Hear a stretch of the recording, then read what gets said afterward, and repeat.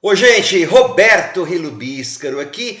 Paul Gundersman e Peter S. Hall co-roteirizaram e co-dirigiram o filme Man Finds Tape, que é super explicativo, né? Homem encontra uma fita, se bem que na verdade o homem deste filme encontra mais de uma fita. Olha, esses dois realizadores lá de Austin, no Texas, vou prestar atenção, porque o filme que eles produziram com um orçamento bem baixo e de forma independente mostra que esses caras têm potencial. Eu acho que muita gente vai gostar bastante desse filme, outras pessoas não vão gostar bastante, mas assim, ideias esses caras têm.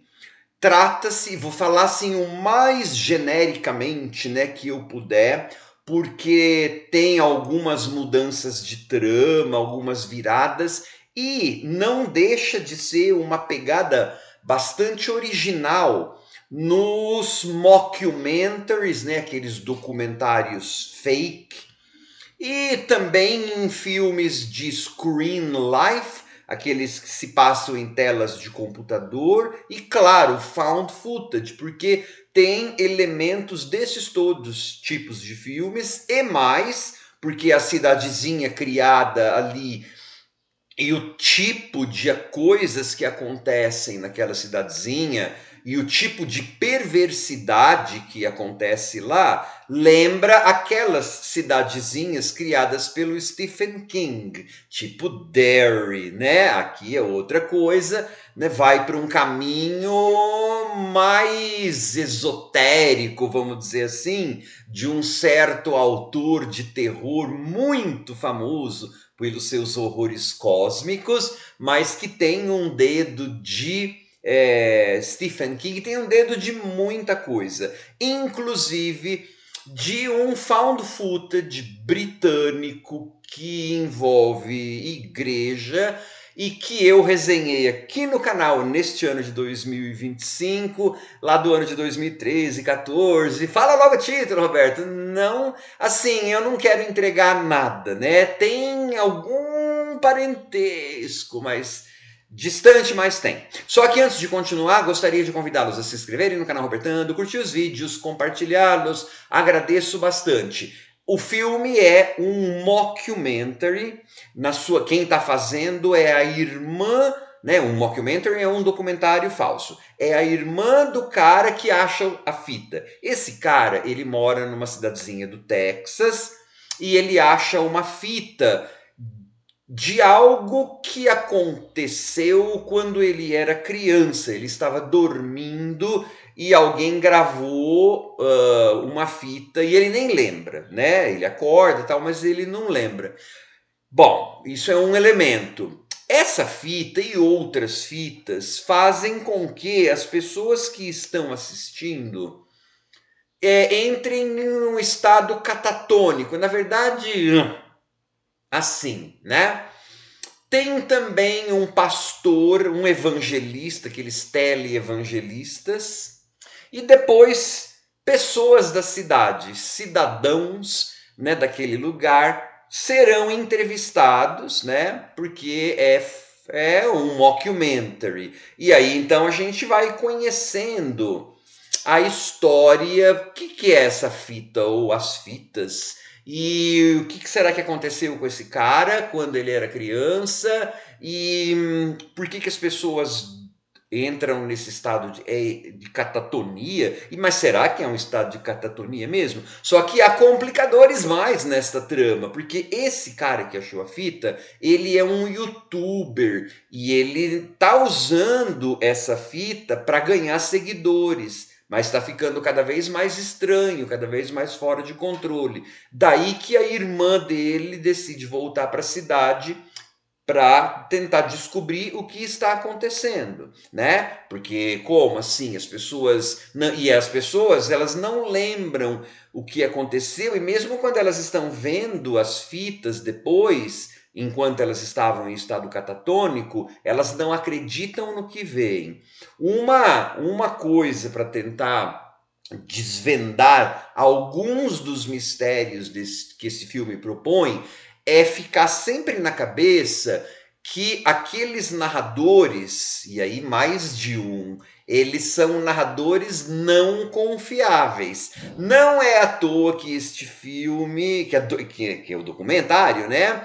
Que esse mockumentary abre mencionando aquele famoso vídeo do pé grande andando na floresta lá em 1967. Aliás, esse ano teve um filme que eu resenhei aqui sobre isso, que faz alusão a esse vídeo, Patterson Tapes é chamado, e também há o vídeo que mostra o suposto monstro do Lago Ness, porque aí vai estar dizendo assim, bom, essas coisas, nem todos os monstros são falsos, os piores monstros são reais. Você faz inclusive o link com obra do Stephen King aí, mas assim, no sentido também de a gente precisa questionar o que essas imagens estão falando, né? Ou o que essas coisas e as atitudes estão mostrando. Você fala, nossa senhora, que ambicioso, quanta coisa. E eu ainda não falei tudo, porque no terceiro ato esse negócio que vinha sendo cozinhado em banho-maria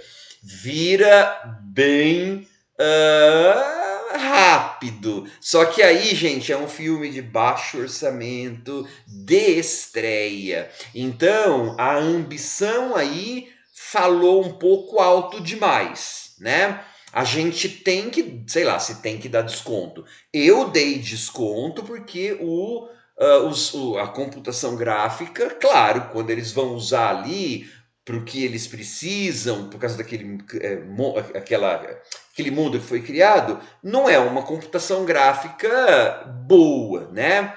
Algumas respostas ficam sem dar, você tem que falar que, ei, como assim, né?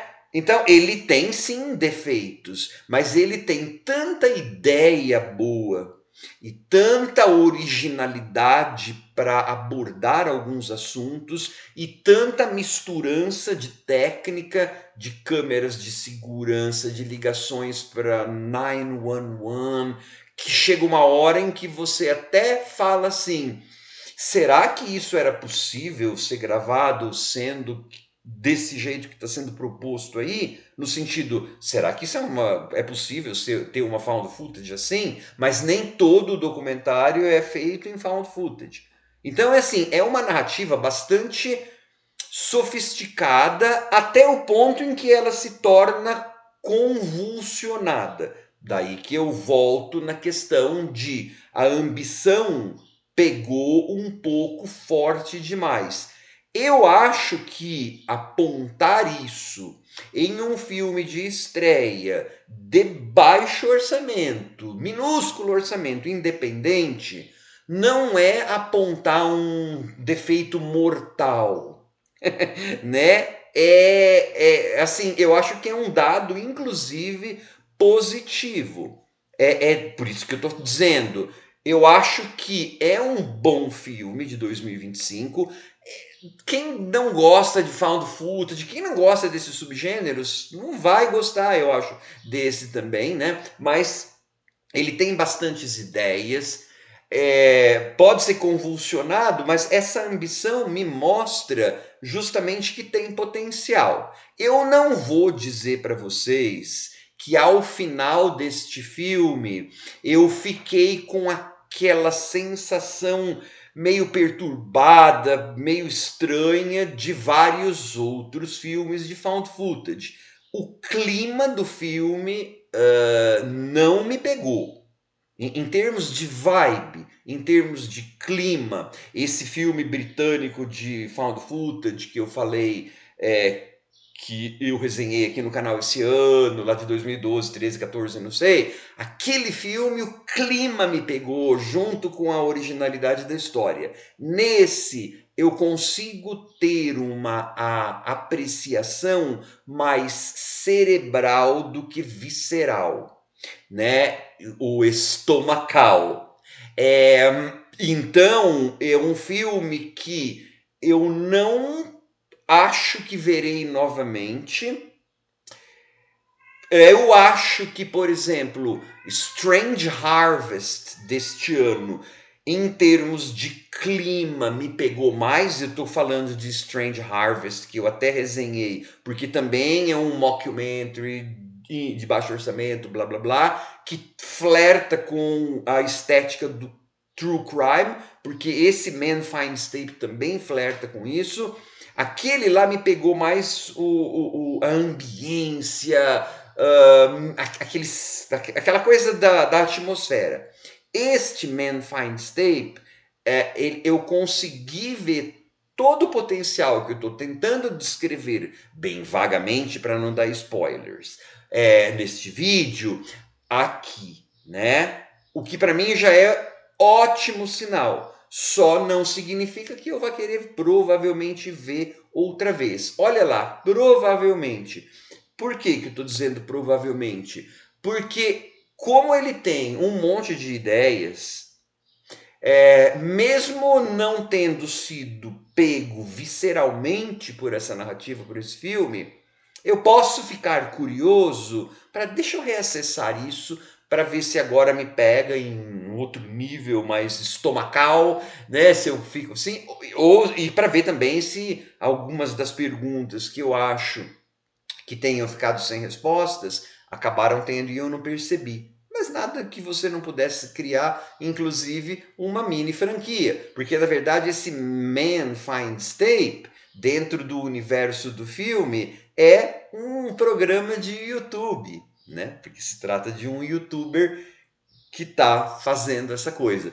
É bastante ideia, gente. É bastante ideia. Então, assim, como fã de filme de horror indie de baixíssimo orçamento, eita, é claro que eu respeito e louvo, comendo demais este Man Finds Tape. Bom filme de 2025.